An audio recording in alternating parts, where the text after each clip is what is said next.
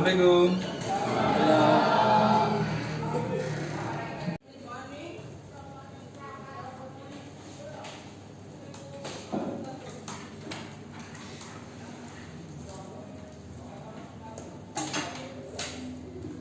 Assalamualaikum warahmatullahi wabarakatuh. Waalaikumsalam warahmatullahi wabarakatuh. Siap, doa mulai. Bismillahirrahmanirrahim. Asyhadu an la ilaha illallah wa asyhadu anna Muhammadar Rasulullah. Raditu billahi rabban wa bil islami dinan wa bi Muhammadin nabiyya wa rasulah. Rabbi zidni ilma warzuqni fahma. Rabbi ishrah li sadri wa yassir li amri wahlul 'uqdatam min lisani yafqahu qawli. Amin. Bersalam. Assalamualaikum warahmatullahi wabarakatuh. Selamat pagi. Pagi. Sehat ya? Sehat. Sebelum kita ke materi, Bapak kan absen dulu siapa yang berangkat ya.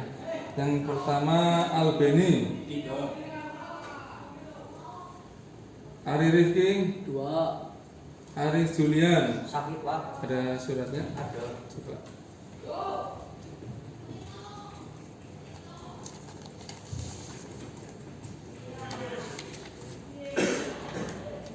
Hari ini sakit ya Mas. Mudah-mudahan diberi kesembuhan. Amin.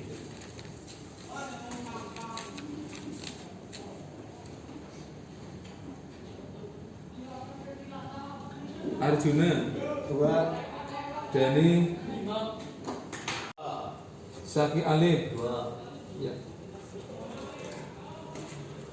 Sebelum ke materi, marilah kita tadabur dulu. Dimulai dengan ta'awudz ya. Setelah itu suratnya surat Al-Isra Al-Nasr. Bareng. A'udzu billahi minasy syaithanir rajim. Bismillahirrahmanirrahim. Alam nasrah laka sadrak wa wada'na 'anka wisrak alladzi anqadha dhahrak wa ila rabbika farghab. Shadaqallahul Ya, adzim. mudah-mudahan dengan tadarus menjalankan amal kita, amal ibadahmu Allahumma. Amin. Lanjut ke materi, kita kemarin sudah membahas tentang hak dan kewajiban suami istri. Pada pertemuan kali ini Bapak akan membahas tentang pernikahan berjalan sah, tapi temanya adalah tentang Undang-Undang Nomor 1 Tahun 1974 itu tentang pernikahan. Undang pernikahan dan hikmah nikah. Tapi sebelum Bapak akan membahas tentang materi undang-undang tentang nikah, Bapak akan membahas tentang tujuan dari pembelajaran pada pagi hari ini. Itu ada 5 tujuan pembelajaran. Di antaranya tujuan pembelajaran diantaranya 1. Menunjukkan kebenaran ketentuan pelaksanaan pernikahan berdasarkan syariat Islam. 2. Membuktikan kebenaran ketentuan pelaksanaan pernikahan. 3. 1974. 4. Mengidentifikasi hikmah nikah dengan pernikahan. 5. Mengklasifikasikan perkawinan menurut Undang-Undang Nomor 1 Tahun 1974 dan hikmah nikah dengan baik. Itu tujuan dari pembelajaran pada pagi hari ini ya. Mudah-mudahan tujuan-tujuannya itu tercapai semuanya karena temanya adalah Undang-Undang Pernikahan Nomor 1 Tahun 74 dan hikmah nikah. Nah, ya lanjut dilihat itu ada pernikahan dalam Islam. Dibaca Mas Julian. Itu pertanyaan tentang dibaca nomor 1 coba. 1. Bagaimana sih perkawinan yang sah menurut undang-undang? 2. Apa sih sebenarnya tujuan perkawinan itu? 3. Lalu bagaimana bisa terjadi perceraian? 4. Lalu berapa batas usia minimal perkawinan di Indonesia? Nah, ini beberapa pertanyaan yang jelas pasti kalian takut. Bagaimana sih perkawinan yang sah menurut undang-undang itu? Dalam Islam ada undang-undangnya. Yang kedua, apa sih sebenarnya tujuan perkawinan itu? Tujuannya apa? Kita bisa menikah. Kita mau berkeluarga ini tujuan siapa enggak? Ya. Yang ketiga, lalu bagaimana bisa terjadi perceraian? Jadi dengan adanya pernikahan pasti ada yang namanya Perceraian. Ini jangan terjadi ya. Harus terjadi itu beda bahasa ininya. Kalau bisa ya, tujuan kan satu kan kemarin menyatukan antara laki-laki dan perempuan dan membentuk keluarga sakinah mawaddah warahmah. Nah. Itu maksudnya. Adapun proses itu nanti. Terus yang keempat dibaca Mas. Kemudian 4. Lalu berapa batas usia minimal perkawinan di Indonesia? nah, dari ini ada batasan usia minimal baik laki-laki maupun perempuan akan kita bahas. Nah, dibaca Mas Ilham. 1. Memberikan informasi dan pemahaman tentang perkawinan menurut Undang-Undang Nomor 1 Tahun 1974. 2. Memahami hikmah pernikahan. Ya, jadi manfaat pembelajaran pada pagi ini ada dua. 1. Memberikan informasi dan pemahaman tentang perkawinan menurut Undang-Undang Nomor 1 Tahun 1974. Jadi kita jadi tahu bulan undang-undang yang membahas tentang pernikahan. Yang kedua, memahami hikmah dari pernikahan.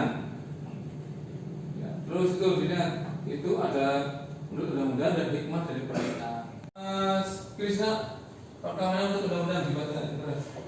Garis besar isi Undang-Undang Nomor 1 Tahun 1974 junto Undang-Undang Nomor 16 Tahun 2019 tentang perkawinan terdiri dari 14 bab dan 67 pasal. 1. Pencatatan perkawinan dalam pasal 2 ayat 2 dinyatakan bahwa tiap-tiap perkawinan dicatat menurut peraturan perundang-undangan yang berlaku. Ketentuan tentang pelaksanaan pencatatan perkawinan ini tercantum dalam PP Nomor 9 Tahun 1975. Lanjut. Nomor 2 lagi Mas. Dibaca Mas Krisna. 2. Sahnya perkawinan dalam pasal 2 ayat 1 ditegaskan bahwa perkawinan adalah sah apabila dilakukan menurut hukum masing-masing agamanya dan kepercayaannya itu. Ya, sahnya perkawinan dalam pasal 2 ayat 1 ditegaskan bahwa perkawinan adalah sah apabila dilakukan menurut hukum masing-masing agama dan kepercayaannya. Jelas ya? Jelas. Jadi setiap agama, baik itu Islam, Kristen, Buddha pasti punya undang-undang perkawinannya. Lanjut 3.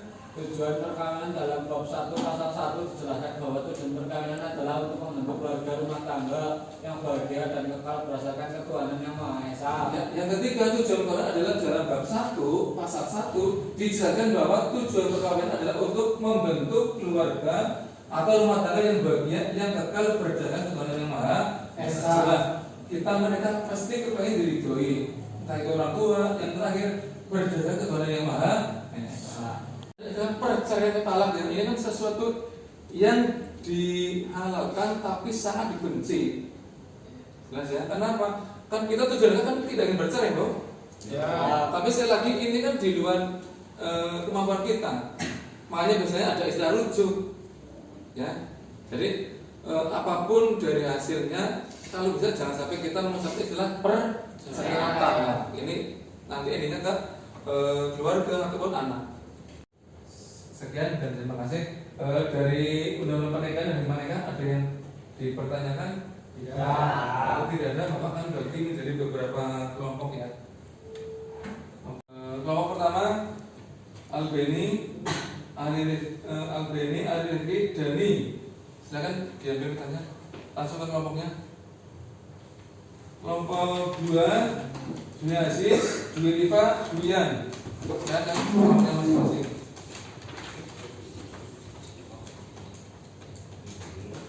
Kelompok 3 Vinanda, Haris. Kelompok 4 Krisna, Yanuar, Saki.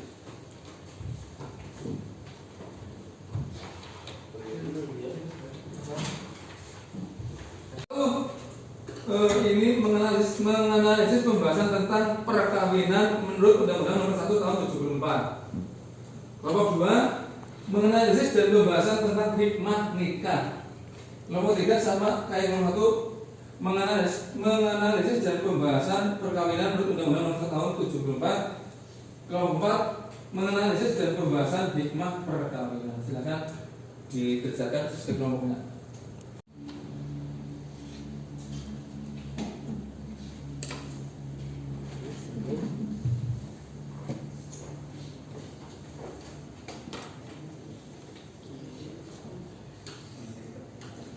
Silakan hasil diskusi nanti perwakilan yang masih ya. Kalau kemarin sudah masuk kelompok 1 dan kelompok 3. Pertama yang ketiga ada yang masih kelompok 2 dan kelompok 4. Untuk kelompok 2 silakan mempresentasikan hasil diskusinya. Silakan yang mewakilkan.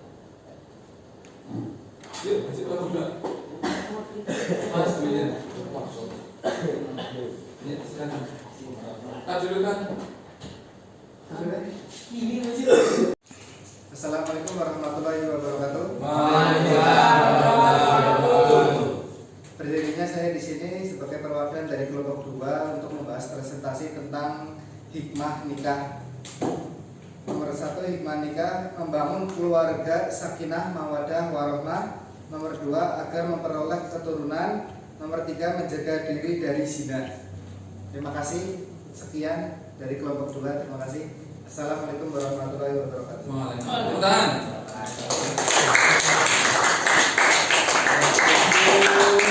Hasil diskusi dari kelompok 2 bisa dipahami nggak? Ya.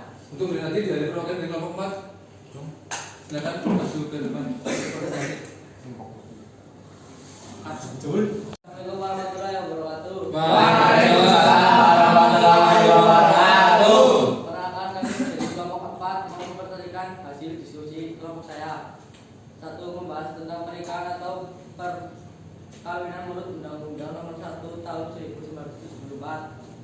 1. Ialah ikatan lahir batin antara seorang pria dengan seseorang wanita sebagai suami istri dengan tujuan membentuk keluarga rumah tangga yang bahagia dan kekal berdasarkan ketuhanan yang Maha Esa. Undang-Undang Pernikahan Nomor 1 Tahun 1974 yang telah diubah dengan Undang-Undang Nomor 16 Tahun 200. Hasil dari presentasi kelompok kami. Wassalamualaikum warahmatullahi wabarakatuh.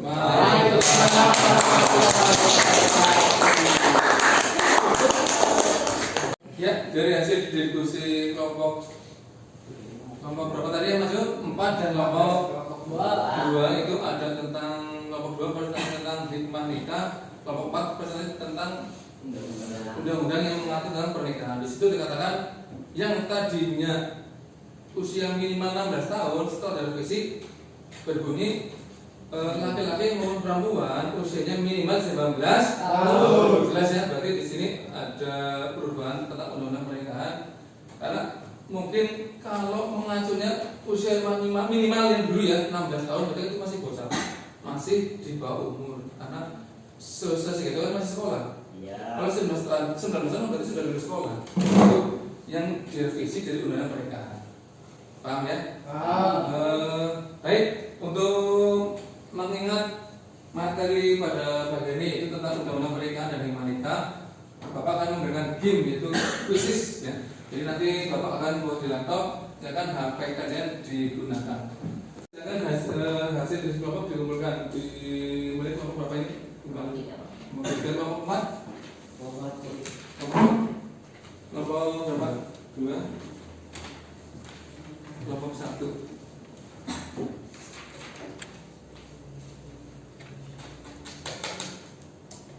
Terima kasih. Jadi pertemuan yang begitu menyenangkan karena undang-undang kita sama tentang undang-undang pernikahan dan hikmah nikah. Gitu ya Mas ya?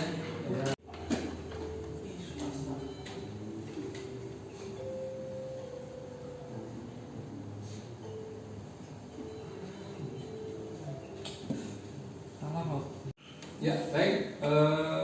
Game kuisis tadi pada bagian ini kalau kalian senang karena itu materinya sama, cuma bedanya kemarin tentang pernikahan ini undang-undang tentang pernikahan dan soalnya kalian boleh kan 20 itu memotivasi kalian untuk belajar belajar coding.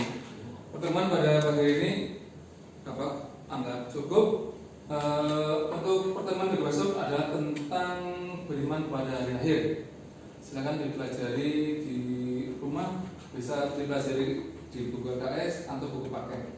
Untuk mengakhiri pertemuan pada pagi ini, mari kita ucapkan tambal lafal alhamdulillah bersama-sama. Alhamdulillahirabbil alamin. Demikian Bapak akhiri. Assalamualaikum warahmatullahi wabarakatuh. Waalaikumsalam.